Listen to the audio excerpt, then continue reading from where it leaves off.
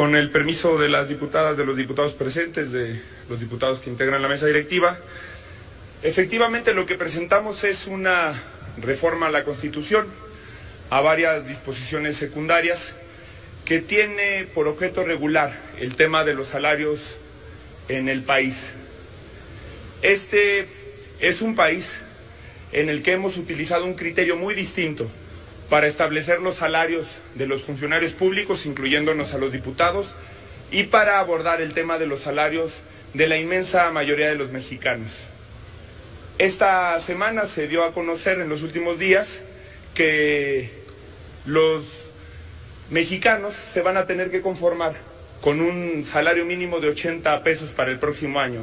Mientras aquí los diputados estamos discutiendo el tema del bono navideño, mientras se aprobó un aguinaldo para los consejeros del INE de $500,000 de pesos por consejero, mientras tenemos a un poder judicial que está nadando en recursos para ministros, para magistrados, le queremos decir a los mexicanos que el incremento del 9% es un paso en la dirección correcta.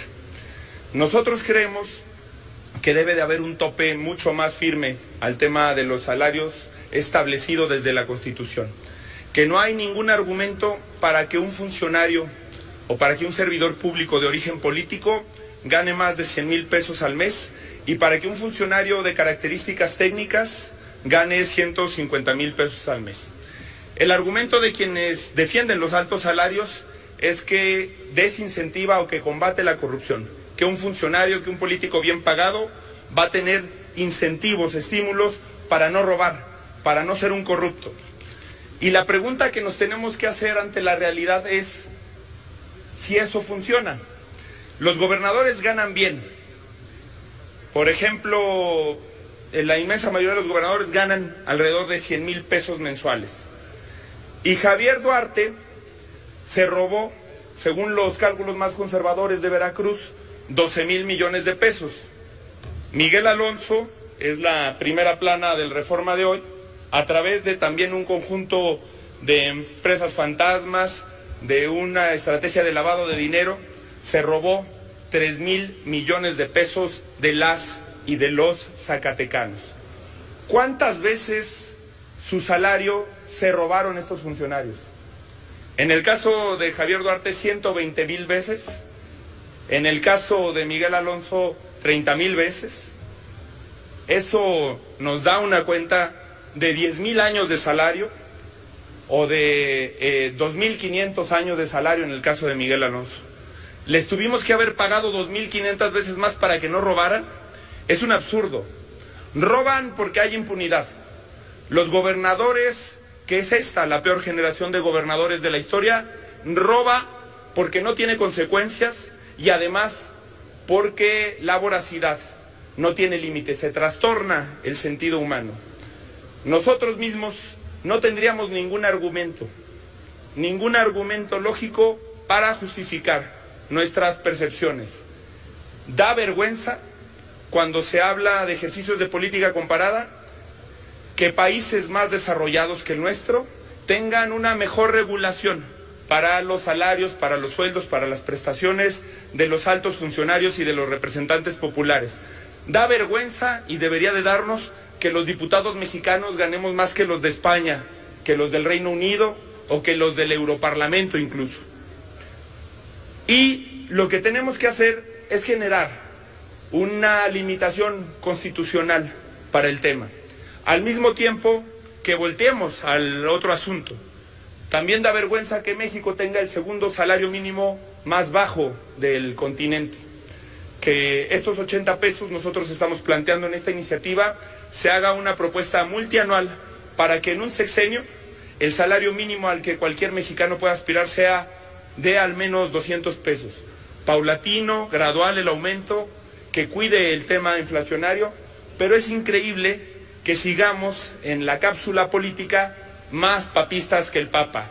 Es increíble que la Coparmex sea más progresista que esta Cámara de Diputados, que la Confederación Patronal de la República Mexicana diga: nosotros sí estamos dispuestos a pagar un salario mínimo 23% por encima de lo que hoy fija la ley, y que nosotros seamos incapaces, cuidando el interés no sé de quién, de voltear a tomar medidas. Hagamos un ejercicio de política comparada y debatamos con seriedad. Cuando uno plantea este tipo de cosas, se habla de populismo. Pero cuando se trató de rescatar a la banca, cuando se ha tratado de rescatar intereses particulares y de utilizar el dinero de los mexicanos para unos cuantos, no se ha fijado nunca el mismo adjetivo. Nosotros creemos que el tema de los salarios es un tema que ya no aguanta más el pueblo de México y que tiene que discutir esta Cámara de Diputados. Gracias, presidente.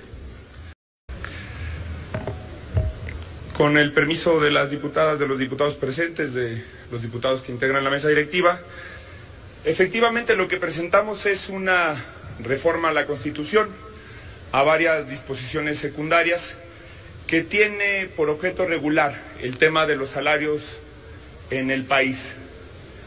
Este es un país en el que hemos utilizado un criterio muy distinto para establecer los salarios de los funcionarios públicos, incluyéndonos a los diputados, y para abordar el tema de los salarios de la inmensa mayoría de los mexicanos. Esta semana se dio a conocer en los últimos días que los mexicanos se van a tener que conformar con un salario mínimo de 80 pesos para el próximo año. Mientras aquí los diputados estamos discutiendo el tema del bono navideño, mientras se aprobó un aguinaldo para los consejeros del INE de $500,000 de pesos por consejero, mientras tenemos a un poder judicial que está nadando en recursos para ministros, para magistrados, le queremos decir a los mexicanos que el incremento del 9% es un paso en la dirección correcta. Nosotros creemos que debe de haber un tope mucho más firme al tema de los salarios establecido desde la Constitución. Que no hay ningún argumento para que un funcionario o para que un servidor público de origen político gane más de 100,000 pesos al mes y para que un funcionario de características técnicas gane 150,000 pesos al mes. El argumento de quienes defienden los altos salarios es que desincentiva o que combate la corrupción, que un funcionario, que un político bien pagado va a tener incentivos, estímulos para no robar, para no ser un corrupto. Y la pregunta que nos tenemos que hacer ante la realidad es si eso funciona. Los gobernadores ganan bien. Por ejemplo, la inmensa mayoría de los gobernadores ganan alrededor de 100,000 pesos mensuales. Y Javier Duarte se robó, según los cálculos más conservadores de Veracruz, 12,000 millones de pesos. Miguel Alonso es la primera plana del Reforma de hoy, a través de también un conjunto de empresas fantasmas, de una estrategia de lavado de dinero, se robó 3,000 millones de pesos de las y de los zacatecanos. ¿Cuántas veces su salario se robaron estos funcionarios? En el caso de Javier Duarte, 120,000 veces. En el caso de Miguel Alonso, 30,000 veces. Eso nos da una cuenta de 10,000 años de salario o de 2,500 años de salario en el caso de Miguel Alonso. ¿Les tuvimos que haber pagado 2,500 veces más para que no robaran?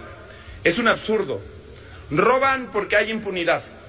Los gobernadores, que es esta la peor generación de gobernadores de la historia, roba porque no tiene consecuencias y además porque la voracidad no tiene límite, se trastorna el sentido humano. Nosotros mismos no tendríamos ningún argumento lógico para justificar nuestras percepciones.